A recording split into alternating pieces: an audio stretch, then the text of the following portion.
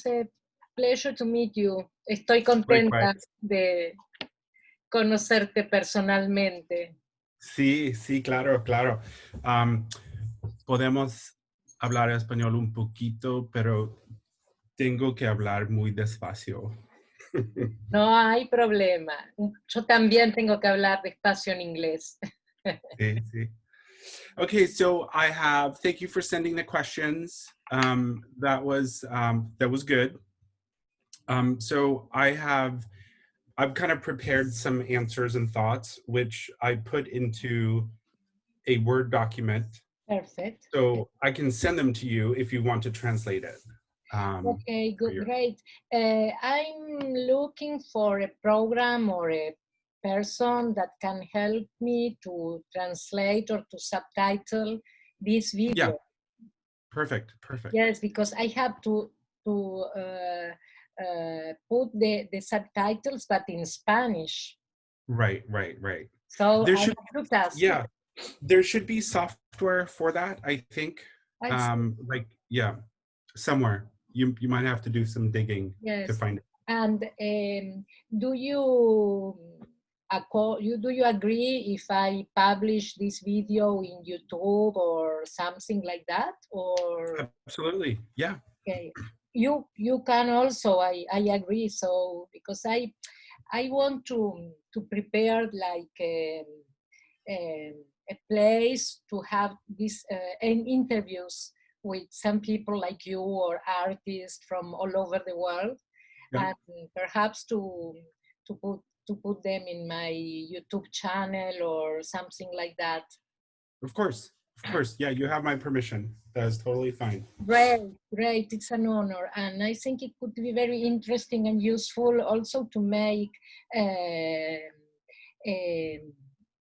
network. No. Yeah. No, I mean, it's been, I think that to me is kind of the beauty of concrete poetry in particular, in that it's relatable to so many different cultures. You know, it's not, because of its visual tendencies, we can all relate to it. You know, it's not tied to a certain country or geography or continent. You know, it's a worldwide, I think, field of art in some regard. Yes, absolutely. Yeah.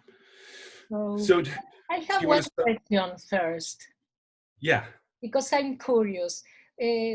What is the idea of the book and why that name? And because it's a perfect name or title, the idea of the book. Yeah. When I saw it for the first time, I said, "Oh my God, what a great name!" Because the idea of the book, and well, I want to know more about it. Yeah. Yep. So it started with, and that's kind of part of your last question, I think, to some regard. Yes. So I'm actually a graphic designer by trade, and that is my day job. The idea of the book is something I do early mornings, evenings, weekends. And I think I've always loved books. So I made an artist book for my bachelor's in college. I made a book for my master's degree in college. And then as a designer, I started collecting books fairly quickly after I started working. So I went to school a little late, graduated in 1998. So I've been designing now for 22 years. But I'd always collected books. Only in the And then, States or also in Sweden? so I went to college in Sweden, and then as soon as I finished college, I moved to San Francisco. So that same year in 1998. And then I moved up here to Portland in 2000. So I've been here for 20 years. So I've been collecting books, and then in 2005, that's when I first discovered concrete poetry. I didn't know much about the field before that. So what ended up happening is I just started collecting all these books.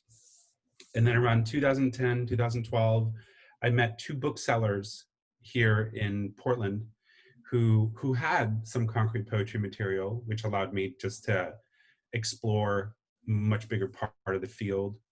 And then I kind of saw what they were, just what the book world was like, which was very inspiring to deal with, artists and collectors and institutions and museums and whatnot. And around the same time, I was doing a lot of digital design work, so websites, mobile experiences, campaigns, digital interactive. And I really missed books. So for about 5 years, I only did digital, and I really started missing books.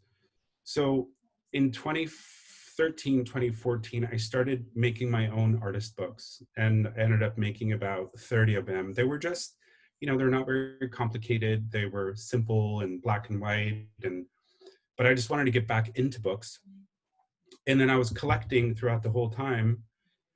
And then in 2015, I was talking to my book friend, Adam, who has a bookshop called Division Leap, which is a lot more underground subculture, counterculture material.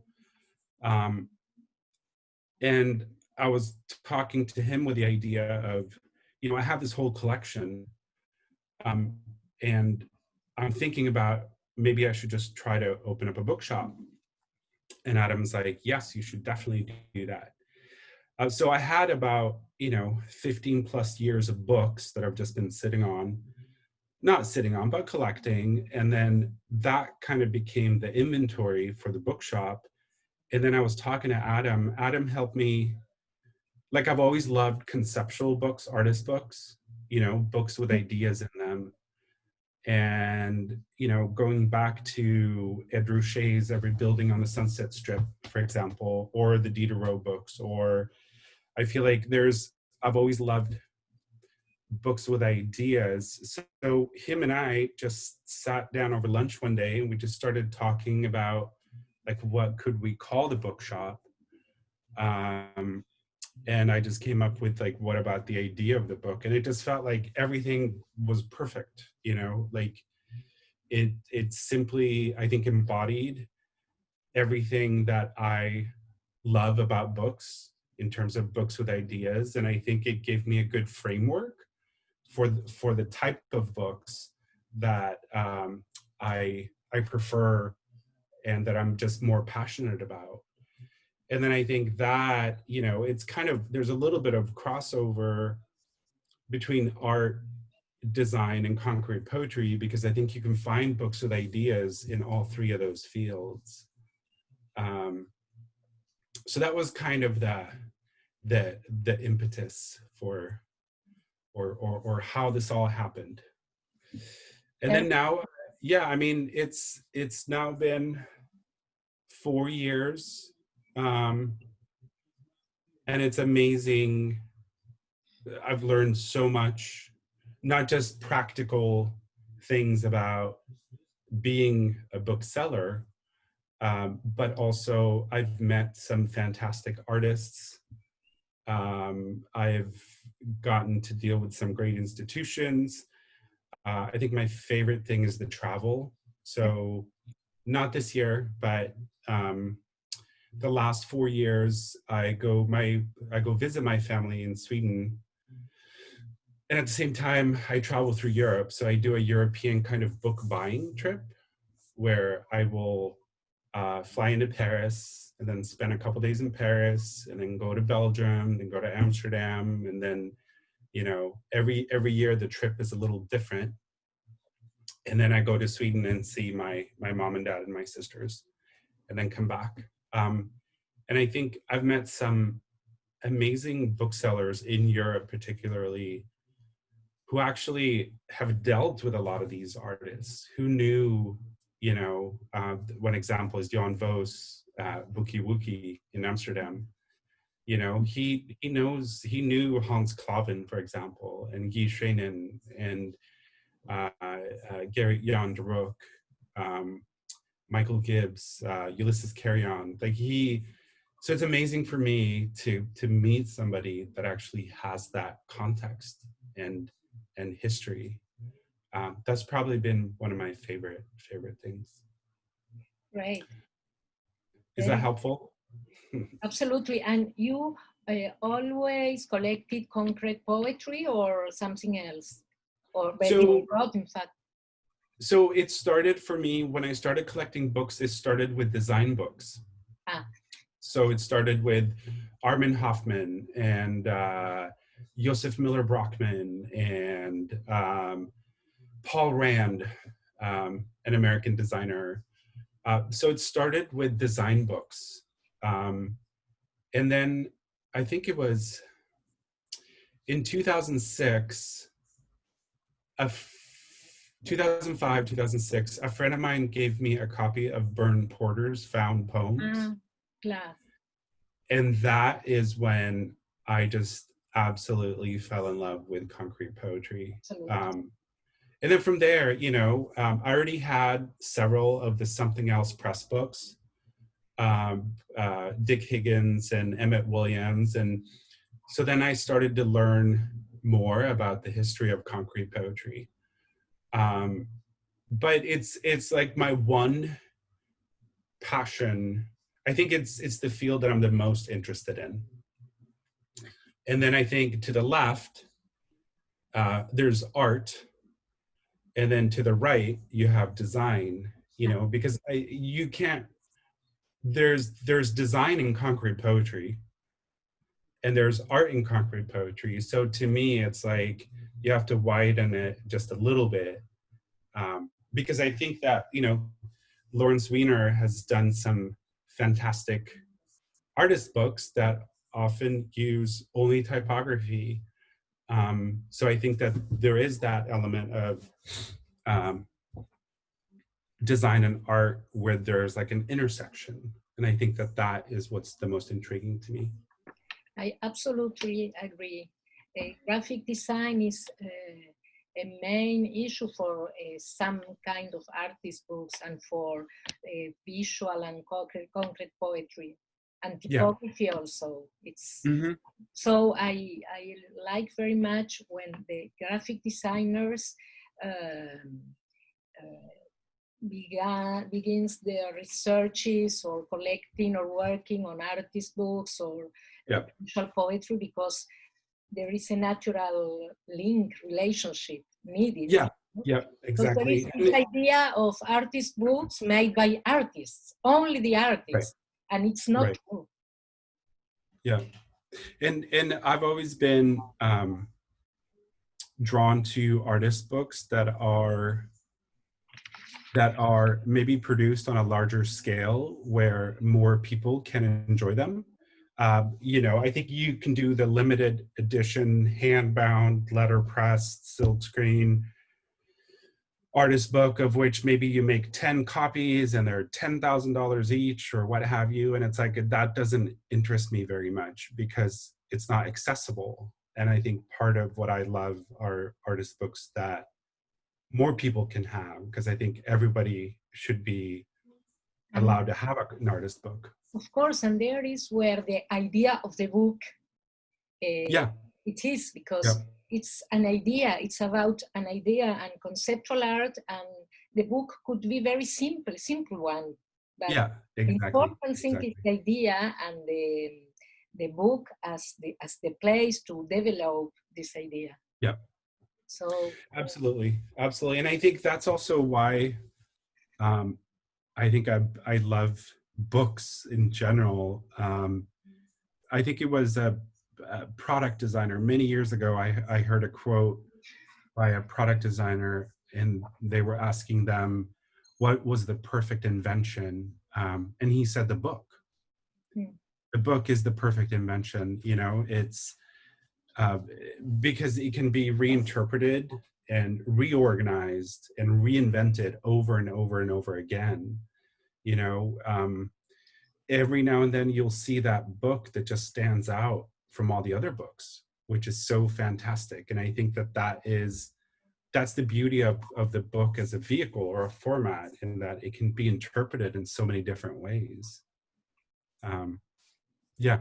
And those are the books that I think though to me, those are the books with ideas. And those are the ones that I think, even if they were made 40 years ago, 50 years ago, 60 years ago, they're still relevant because the idea uh, is timeless. No, absolutely. You know, I think that there's a timelessness there. The idea of the book is a digital bookshop or a physical? Yeah. No, I mean it's out of my home. It's very small library.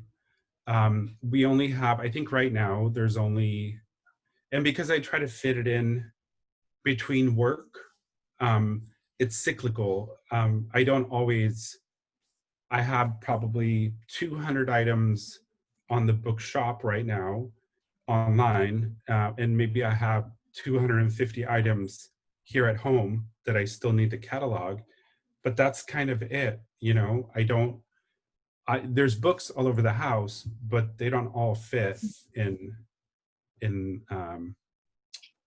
you know, in the book, in this idea of the bookshop.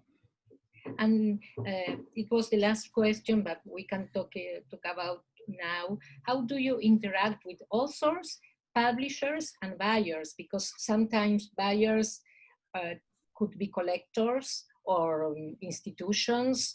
Yeah. Publishers, artist books publishers are very, very interesting Yeah. of publishers. As authors are kind of authors, artists, who knows? It's a mix of Yeah, it is, and everybody's a little bit different. So they're really only, institutions will reach out every now and then when they find something that I have posted, and they're very transactional. You know, so I did a catalog a couple months ago, with a bunch of Mirtha Dermassage things, yeah. and yeah, Ulysses Carry On, and I got an email pretty quickly from Princeton University, and you know, one person wanted to buy Carta Numero Uno, and then she said another buyer may be interested in buying a couple of other things. We may need a couple of days. So they're very mercurial in that they will reach out, and you know, and then it's nice to establish that connection, but it's really very transactional in that they're really just interested in the material, you know, which is fine. And then I won't hear anything until maybe they find something else a year from now or 2 years from now. You know, it's very on and off. And then there's artists who will reach out that we've been able to develop a little bit more of a relationship, where, you know, they will email me and ask, hey, have you come across any material by this person or by this person? And then I'll respond and say, no, but you know, I have this, this, and this, and then maybe they'll be interested in one of those things. So those are more ongoing dialogues, which is different than, you know, just the pure transaction. And then I have started working with, well, we'll see what happens. I'm currently working with a young designer in Belgium on potentially publishing something with him that we can carry exclusively here on the website. So I'm waiting for that. We'll see how that project goes. It may be done in the next three months or so. But then, and I do get about once or twice a month, I get requests from publishers, like modern publishers, asking, you know, hey, you know, these are our books. Would you be interested in carrying our books? And I often politely decline for right now. I think for a couple of reasons. A lot of times the books don't fit for me. They don't make sense with, I think, where I'm trying to take it. Other times, the subject matter is just wrong. You know, it could be, you know, like it doesn't really matter, but like there's this, I mean, there's a fantastic book publishing house that sells a lot of photography books. That's pretty much all they do. So it's modern photography, monographs, you know, some of them border artist books, and they're fantastic books. It just doesn't fit, you know. So I think, so for me with publishers, and I don't know if, you know, if there are any publishers that specialize in concrete poetry these days. I have not found very many. So I think that it's a case of, if the right thing comes along. I mean, I have published other things. It's one thing for me to publish something directly with an artist that I feel fits in with what I do. Like that is okay. And I did that.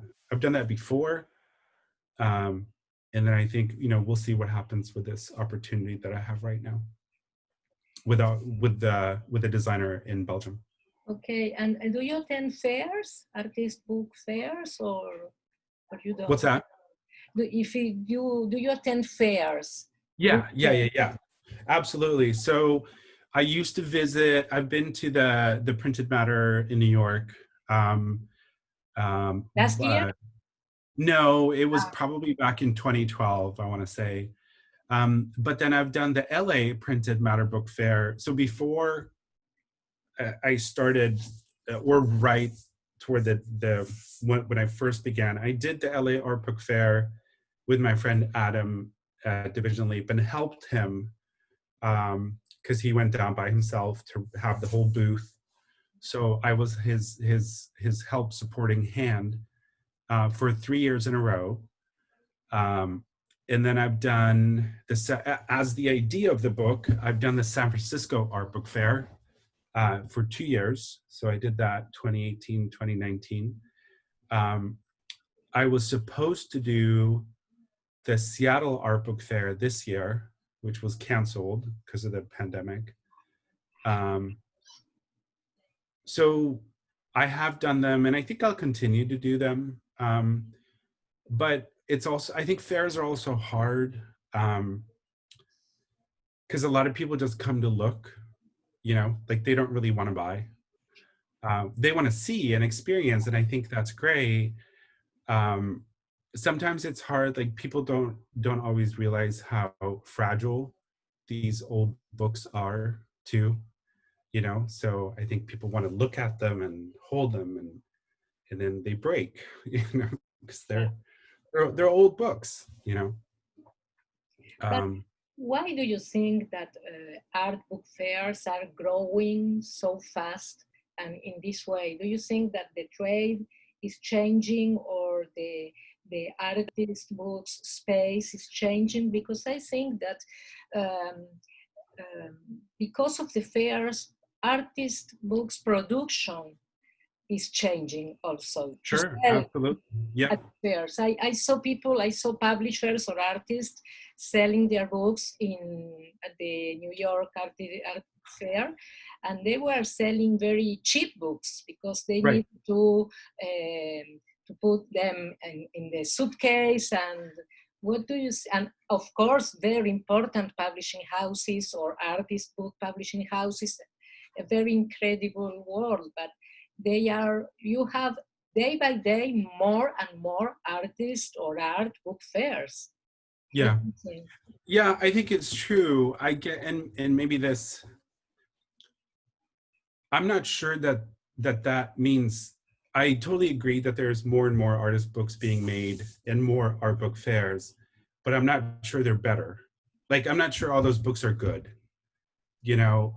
So, and that's, I think, our personal filter and point of view and what we respond to. And it doesn't mean they're bad.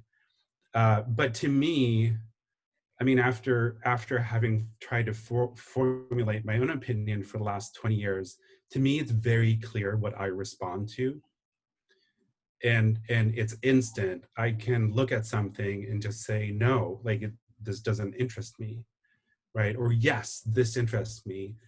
And I rarely see that in books being made today. Absolutely. I agree. So it doesn't mean that it's like, let's see if I can find. It So happened this is, to me in New York. what's that? It happened to me in New York. Yeah. A lot of books, but very few really interesting. Yeah, exactly. So this is part of the project that I talked to you about with the designer in Ghent, in Belgium. Like, this is an artist book that he made, which to me, in some regard, falls into this realm of something that's made today that has some kind of, like, it's this to me follows a tradition Claro. that fits in with everything else that I have, and that's what I look for, right? So it's very, very small. I tell, when I talk to people, I feel like I'm interested in 0.0000001% of all the books that are made. Absolutely. Like, it's so small. And sometimes that's hard because it's hard then to find new material. Mm-hmm. If your filter is so strong, then there's not a lot of material out there to find. Yes, I agree. So let's go to concrete poetry. Yes. Do you have a definition, or can you explain the differences, or do you think there are differences between visual poetry and concrete poetry? Absolutely. Yeah. So I kind of go by Mary Ellen Solt is a huge inspiration, and I think she's just an amazing pioneer in the field. And I think I kind of go by her definition, which is the one that I relate to the most, which then Marvin Sackner kind of built on a little bit. He elaborated on hers, and I think, to me, a visual poem is more about integrating an image within the poem itself, whereas concrete poetry only uses letter forms or characters to make a poem. So I think that visual poetry, to me, is like, if there's like Apollinaire's calligrams, right? So early, that's a visual poem. Eugene Gomringer's Silencio, that's a concrete poem. So I think, for me, it's very Absolutely. clear which one is one. And I think, me being more of a designer, I respond better to concrete poetry because it's more typography driven. Yeah. So, and it's not, there's beautiful poems like Mary Ellen Solt. I think she actually did, like, her zigzag. She did, it kind of borders both, but she also did this one called Forsythia, which is a plant, that kind of mimics the shape of a Forsythia plant. So to me, that's kind of how I look at it, and I kind of keep them separate. But they're both, and it's like, but they're both based on ideas, which is why they're intriguing to me.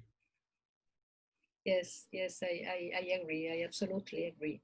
And what do you think about the relationship between concrete poetry and artist books? We have been talking about it because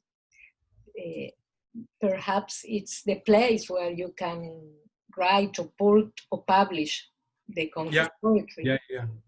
So I think that there's a couple different it's like, to me, the book is the perfect vehicle for either concrete or visual poetry. But I also think there's a couple different classifications. So you can make a book that has a lot of concrete poems in it, but that doesn't necessarily make it an artist book, right? So, for example, this is Emmett Williams' Oh, anthology of concrete poetry, I want right? it. So this is a great book, but it's not necessarily an artist book. It's a monograph, or it's an anthology, or by definition, this is so. So this is one category as far as I'm concerned. Now the other, or Mary Ellen Soul's Concrete Poetry or Worldview, that is also an example in this category. And then you have more artist books that do have concrete poetry, but that are designed in a way that just make them feel different from a book. Viva Vaya, for example, this is a monograph and an anthology, but it is also an artist book because of the way that it was designed. So that's kind of where design comes in. This is Hans Schurgmeyer's Alpha Bet Quadrat, which is this Leporello. This is also an artist book, right? Because of the format. And I think it's also the way that the book progresses that makes it an artist book. Yes, I say that you can activate the book that way, because you can open it as you want, and if you open it in a way different from another person, you see one book and the other person sees another book. Yeah. So hang on, I'm going to get one more thing. Hang on.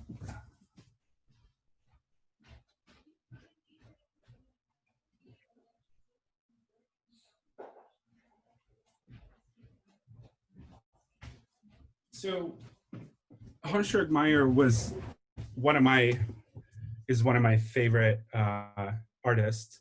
And he's actually, I feel like the way that I've designed the identity for the idea of the book, it's using Futura, which is, an homage to the broadsides and all that. And I just think he had this fantastic point of view. It's like, I always believe in, I think to me, part of a successful artist book is constraints. If you have all the colors, all the options, then it's easy in some regard, you get lost in the execution as opposed to the idea. Mm-hmm. So to me, limitation, I think, is what makes for really interesting artist books. This is a book that I did in 2012. Send me the PDF. Yeah. So you've seen it, and it's like, yes, it's very interesting. So the thought there is, you have to read the blank pages in order to kind of make it work. And that, like this, I guess, could be an example of an artist book that also uses concrete poetry, kind of like this, or the Viva Vaya. I call that, like in Spanish, experiencia editorial, like a publishing experience. But the problem is that in Spanish, publishing is not the same that in English, because in English you use publishing for the whole business, and we use editar, or I say experiencia editorial, which is not exactly the same to publishing experience, but more or less, the way you open it, the way you discover, the way you read, it happens something different to you. That it's what I call experience.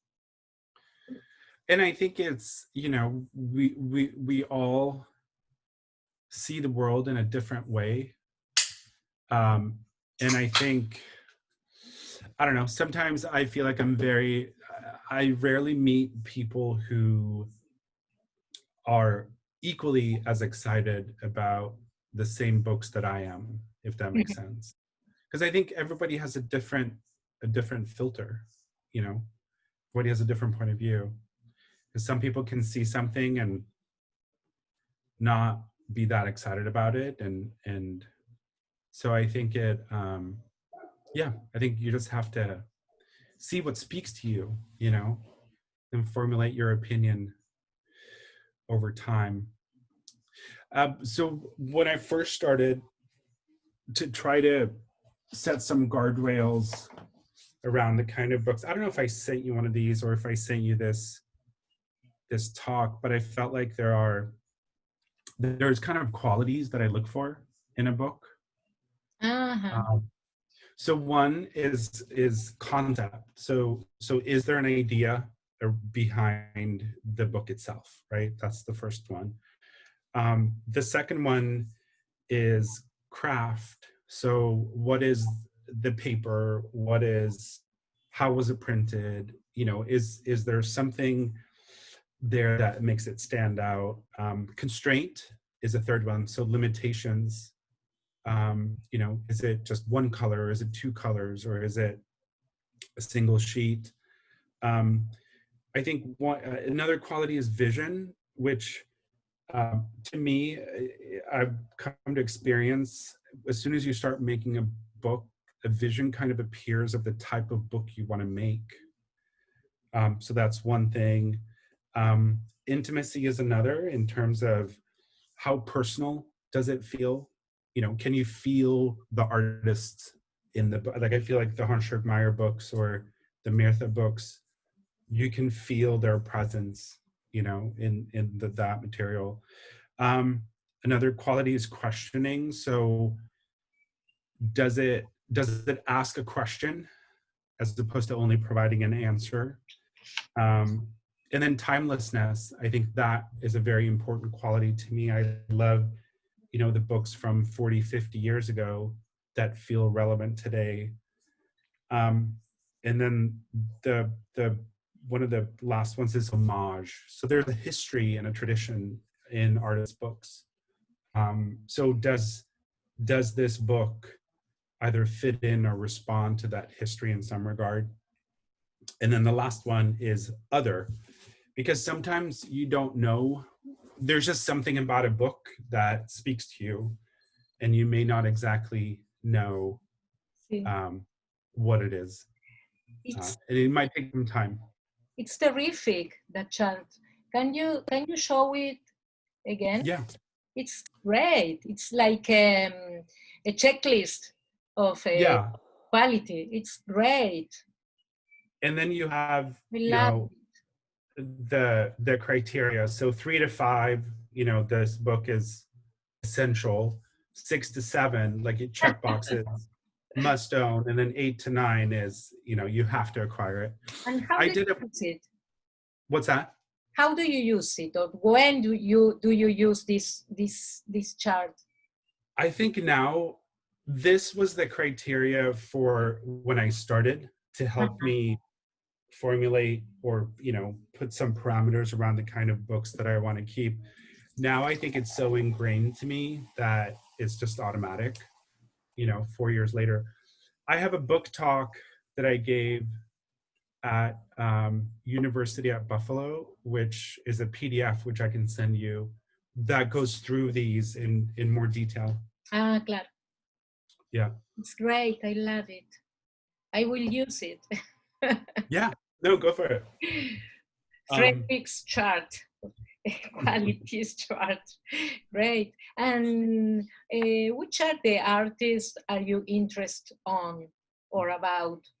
Talking about concrete poetry now.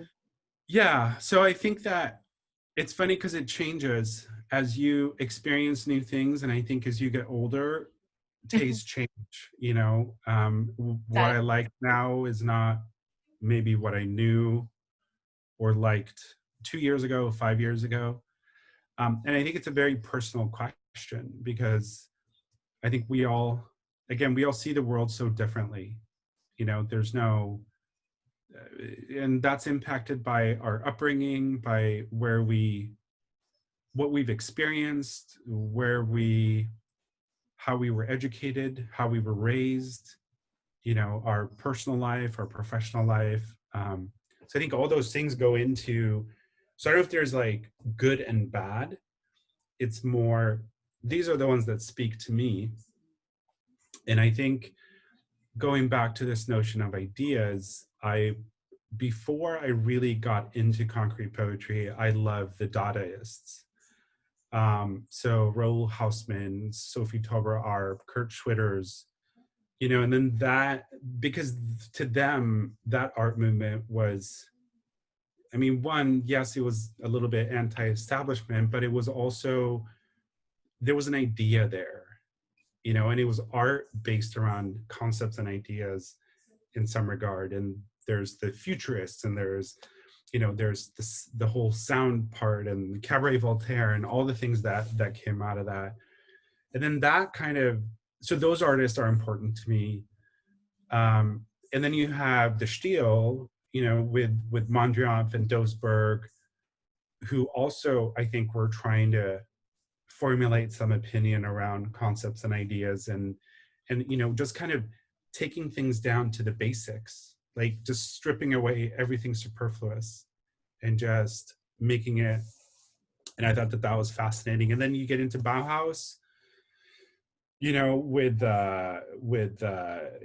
Josef and Annie Albers and Max Bill, and there's so for me, the ones that I like, it's kind of on a historical thread that are woven through. And then what? Fluxus? Do you like Fluxus? Yeah. Oh, Fluxus. Yes, absolutely. And I think you have Fluxus kind of as the beginning of, with there are many Fluxus artists, but that kind of happened to me a little bit, because I mean, in the 50s, the mid to late 50s, you started already getting with the Neugrandes and, Augusto de Campos and Haroldo and all those people. So Eugene Gomringer, I think he was actually German Bolivian. So he had, a South American connection. So I feel like from the Bauhaus, to me, the next logical thing is really the pure concrete poetry that started in the 50s. And then you have, Fluxus kind of is over here. So like, if it's linear and then you have concrete poetry in the middle, then Fluxus is kind of over here. And then, but concrete poetry and visual poetry continued forward. So I think in there, obviously, and these are no preference other than maybe time related, that, Vladimir Diaz-Pino, Dicio Pignatari, De Campos, several others in that category. And then that kind of went to Europe and then back to South America in some regards. So in Europe, then you have Gomringer, which was kind of the bridge. You have Jiri Woloch, Hans-Jörg Meyer, Franz Bohn, Ferdinand Crevette, Diderot, Pierre-Nilse Garnier, Garnier from France, Henri Chopin, Laura Totino, Hamilton Finlay, Sylvester Huidard, Bohumila Gogorova, John Furnival, Mirella Bentivoglio, who's fantastic. The Italian artists are great, really. Yep. Great. And then you have Mira Schendel, Clemente Padin, and then you kind of go back to Mirtha, and then Edgardo Antonio Vigo, who was doing fantastic work during the whole time, much like Clemente Padin. And then Mary Ellen Gold. Do you know Leon Ferrari? What's that? Leon Ferrari. Do you know the Leon Ferrari graphism? Yep. No, there's so many. I have a list of like, these are always the ones I'm looking for, Claro. And do you think graphism is a kind of visual poetry or concrete poetry? I would put it more in concrete poetry, because I think it's something that resembles the structure of language for the most part. Mm-hmm. I think of Mirtha, right? And her, she's trying to write without using words. Yeah. And to me, yeah, so to me, it's more concrete poetry, because it's not, I don't think she's figuratively trying to portray anything. You know, I have, this isn't the first one, but you know, like Diario Número, like there's nothing here other than, yeah. So to me, I think it falls, I would put it more in the concrete poetry realm, but it's, and I think that also varies from artist to artist, because there's many artists that deal with graphism, like I think in a more traditional sense. And there's another French one who, and I can never, my French is horrible. What is it? Lettrame? Lettram? Let me see here, so I can find it. I have, he did, no, I'm not going to find it. Anyway, there's a French artist that did a little bit more lettrism that then went into more graphism work. But I think he's more figurative. He's more expressive, I think, in his work. So it feels like you have to evaluate the work itself, and then figure out kind of where it fits. But there's no, I don't know. These are all just personal opinions, you know. And how did you get to know Mirta de Ermisace's works? That is a great question. I think I have a very, we've never met actually, but there's a book dealer in France. Yeah. Who I have, Florent Fajole. Yeah. He was his editor. Yes. Yes.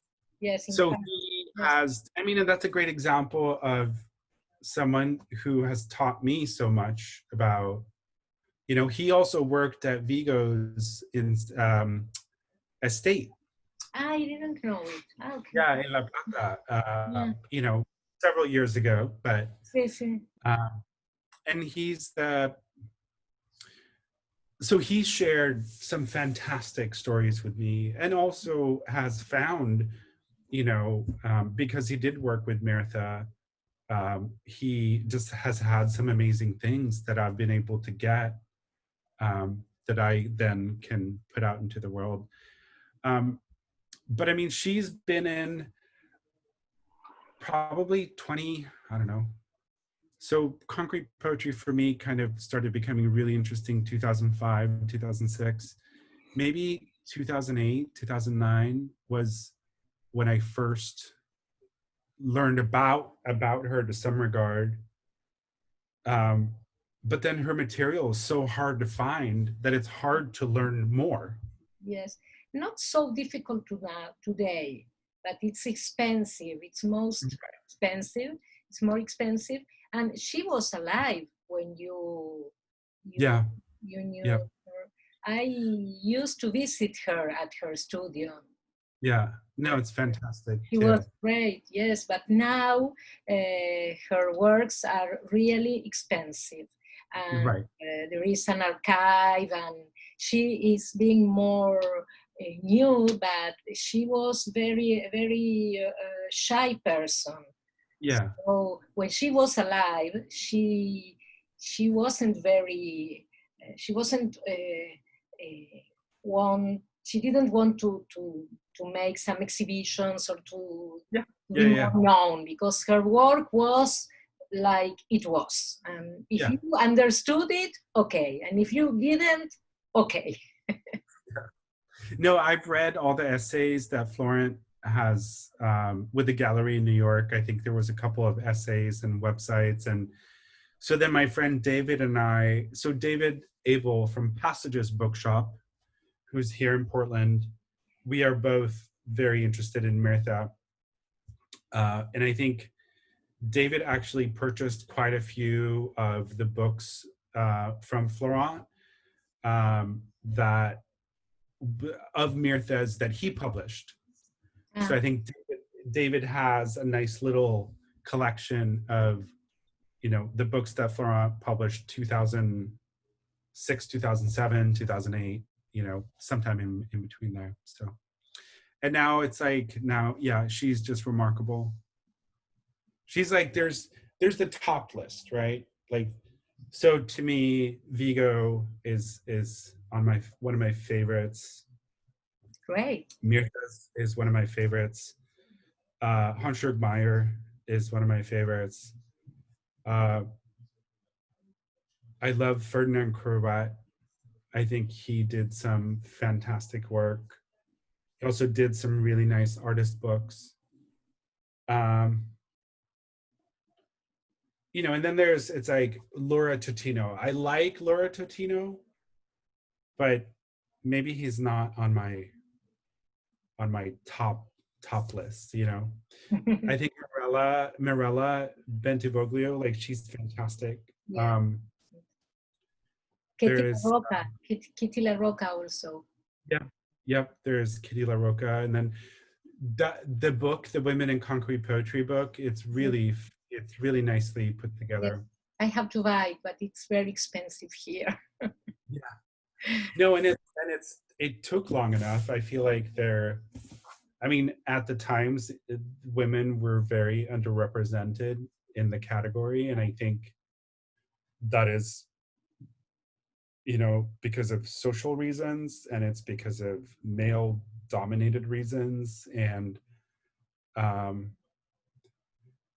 really excited that they actually made this book, because I feel like it's like it should have been made 30 years ago. It should have been made 20 years ago. So I'm just, but Alex, one of the editors, he's fantastic. So I've met Alex a couple times. We're friends. I see him when I go to Paris. And he's also a teacher in the field of concrete and visual poetry and art. So he teaches, I think, at a college in Paris, and then also one down in southern France. And then the other editor that he did it with, or the writer, she's great too. So I think it was a very good pair, the two of them making that book. Yes, I will buy it. I think it was Monica De La Torre. I think is her name, Monica De La Torre. Yeah, she's so the two of them did a really nice job. Yeah. Yes, I want to buy a lot of books, but we live, very far away. Books are very expensive for us now in dollars, but I will do it. So, Fredrick, it was a great pleasure for me to meet you. Yes, likewise. Thank you. Gran placer. Yes. Muchas gracias. I'll send you the presentation with the criterias. Perfect. Absolutely. Yes. And then you can look at that, and then you can let me know if you have any questions, or if anything else comes up. Absolutely. We stay in touch, and I will send you this recording, and stay in touch, and really thanks for this time and your absolutely thoughts. Thank you for having me. Thank you very much, and bye. See you soon. Bye. Thank you.